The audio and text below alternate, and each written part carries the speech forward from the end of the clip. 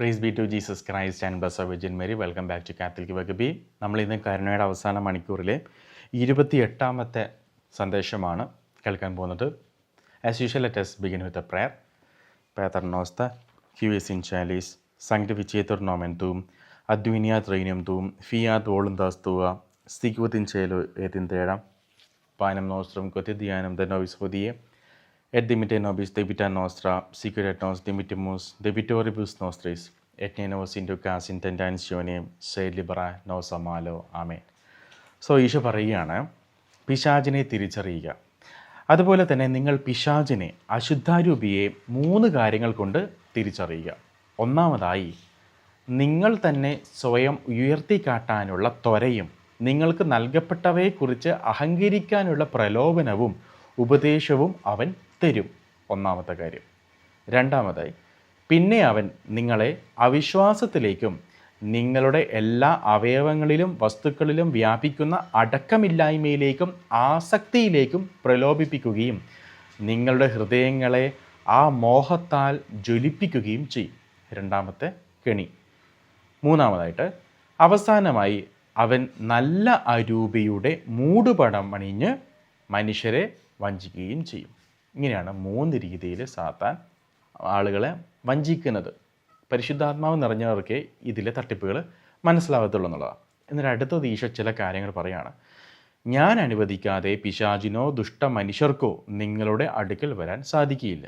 ഞാൻ അനുവദിക്കാതെ പിശാചിനോ ദുഷ്ട മനുഷ്യർക്കോ നിങ്ങളുടെ അടുക്കൽ വരാൻ സാധിക്കുകയില്ല. ഞാനത് അനുവദിക്കുന്നുവെങ്കിൽ ഒന്നുകിൽ അത് നിങ്ങളുടെ തന്നെ പാപമൂലമായിരിക്കാം. കുറേ കാലം പാപത്തിൽ ജീവിച്ച് ആളുകൾക്ക് ഈ രീതിയിലുള്ള പൈശാചിക അറ്റാക്കുകളോ പൊസഷനോ അല്ലെങ്കിൽ അവരേതെങ്കിലും രീതിയിൽ സാധനങ്ങളോട്ട് വീണു, അത് കയ്യിലിട്ട് പോകൊണ്ട് സംഭവിക്കുന്നത്. രണ്ടാമതായിട്ട് ഈശോ പറയുന്നു, അല്ലെങ്കിൽ എനിക്ക് മാത്രം അറിയാവുന്ന ഏതെങ്കിലും നിഗൂഢ തീരുമാനത്തിൻ്റെ ഭാഗമായിട്ടായിരിക്കാം.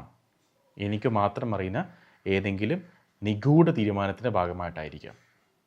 അതായത് നന്നായിട്ട് പ്രാർത്ഥിച്ച് വിശുദ്ധി പോകുന്ന ആൾക്കാർ പോലും പിശാച് ബാധിക്കുന്നുണ്ട്, പൊസസ്ഡ് ആവുന്നുണ്ട്. ദൈവം അവരെ ഒരു വിക്ടിം സോളായിട്ട്, ഒരു ആത്മാവായിട്ട് ഉപയോഗിക്കുകയാണ് ആത്മാക്കളുടെ രക്ഷയ്ക്ക് വേണ്ടിയിട്ട്. അപ്പോൾ അതാണ് ഈ പറഞ്ഞിരിക്കുന്നത്, അത് ദൈവത്തിന് മാത്രമേ അത് അറിയത്തുള്ളൂ. സോ ഇത് എക്സോസിസ്റ്റുകളൊക്കെ എപ്പോഴും പറയുന്നൊരു കാര്യമാണ്. അതായത് ഒരു വ്യക്തിയുടെ ഉള്ളിൽ പിശാച് കയറുന്നത് ചുമ്മാ വന്ന് കയറുന്നതല്ല, ദൈവം അനുവദിച്ചിട്ടാണ്, ദൈവം പെർമിഷൻ കൊടുക്കുകയാണ്. ഇപ്പോൾ ജോബിൻ്റെ ലൈഫിൽ കാണുന്നത് പോലെ ദൈവം പെർമിഷൻ കൊടുക്കുകയാണ്. അതിൻ്റെ ഉള്ളിൽ അതിനൊരു പർപ്പസ് ഉണ്ടെന്നുള്ളതാണ്. അപ്പോൾ ഞാൻ അതുമായി ബന്ധപ്പെട്ട ഒരു വീഡിയോ ഞാൻ നാളെ പോസ്റ്റ് ചെയ്യും. അതായത് ഇതുപോലെ വിശുദ്ധിയിൽ പോയിക്കൊണ്ടിരുന്നൊരു കുടുംബം, ഈവൻ ആ വ്യക്തിക്ക് ദർശനവരം പോലും ഉണ്ട്, പക്ഷെ സ്റ്റിൽ പിശാച് ബാധിച്ചു. നിങ്ങൾ പറഞ്ഞ വിശ്വസിക്കത്തില്ല, കുമ്പസാരിക്കാൻ പോലും പോകാൻ പിശാച് സമ്മതിക്കത്തില്ല. അതായത് പള്ളിയിൽ വന്ന് കുമ്പസാരക്കൂടിന് അടുത്തിരിക്കുമ്പോൾ നടന്നു പോകാൻ പിശാച് സമ്മതിക്കത്തില്ല, കാലിൽ പിടിച്ചിരിക്കും. ഇനി കുമ്പസാരക്കൂടിന് അടുത്തെത്തിയാൽ തന്നെ സംസാരിക്കുമ്പോൾ കഴുത്തിന് പിടിക്കും. എന്നിട്ട് അച്ഛൻ വെഞ്ചിരിച്ച വെള്ളമൊക്കെ തളിച്ചു കഴിഞ്ഞാലേ കുമ്പസാരിക്കാൻ പറ്റത്തുള്ളൂ.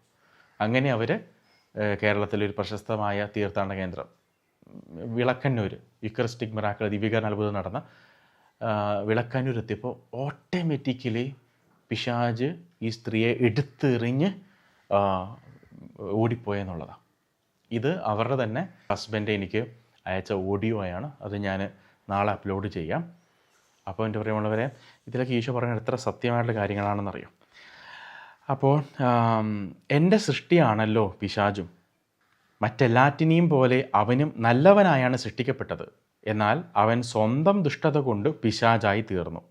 ഞാൻ അവൻ്റെ മേലും അധികാരമുള്ള കർത്താവാണ്. അതുകൊണ്ട് എന്നെ വലിയ ഭക്തി തീക്ഷ്ണതയോടെ സേവിക്കുന്നവരെ ഭ്രാന്തന്മാരോ പിശാച് ആവസിച്ചവരോ ആയി ചിത്രീകരിച്ച് എന്നിൽ കുറ്റം ആരോപിക്കുന്നവർ ചെയ്യുന്നത് തെറ്റാണ്. ചാരിത്രവതിയും വിശ്വസ്തയുമായ ഭാര്യയെ വ്യഭിചാരത്തിന് വിട്ടുകൊടുക്കുന്ന ഒരു മനുഷ്യനെ പോലെയാണ് ഞാൻ എന്ന് അവർ കരുതുന്നു. ഞാൻ അങ്ങനെ ഒരാൾ ആയിരിക്കണമോ? ഞാൻ വിശ്വസ്തനാകിയാൽ നീതിമാനും ദൈവത്തെ സ്നേഹിക്കുന്നവനുമായ ഒരു മനുഷ്യനെ പിശാചിനെ ഏൽപ്പിച്ചു കൊടുക്കാൻ അഥവാ ഞാൻ തന്നെ അനുവദിച്ചാൽ ഭക്തിപൂർവം എന്നെ സേവിക്കുന്ന ആ മനുഷ്യൻ്റെ ആത്മാവിൻ്റെ മേൽ ഭരണം നടത്താൻ പിശാചിന് ഒരിക്കലും കഴിയില്ല എന്നറിഞ്ഞിരിക്കുക. അപ്പോൾ ഈശോ പറയുകയാണ്, ഈശോ അനുവദിക്കാതെ പിശാചിനോ ദുഷ്ട മനുഷ്യർക്കോ നിങ്ങളുടെ അടുക്കൽ വരാൻ സാധിക്കില്ല. ഞാനത് അനുവദിക്കുന്നുവെങ്കിൽ ഒന്നുകിൽ അത് നിങ്ങളുടെ തന്നെ പാപം മൂലമായിരിക്കാം, അല്ലെങ്കിൽ എനിക്ക് മാത്രം അറിയാവുന്ന ഏതെങ്കിലും നിഗൂഢ തീരുമാനത്തിൻ്റെ ഭാഗമായിട്ടായിരിക്കാം.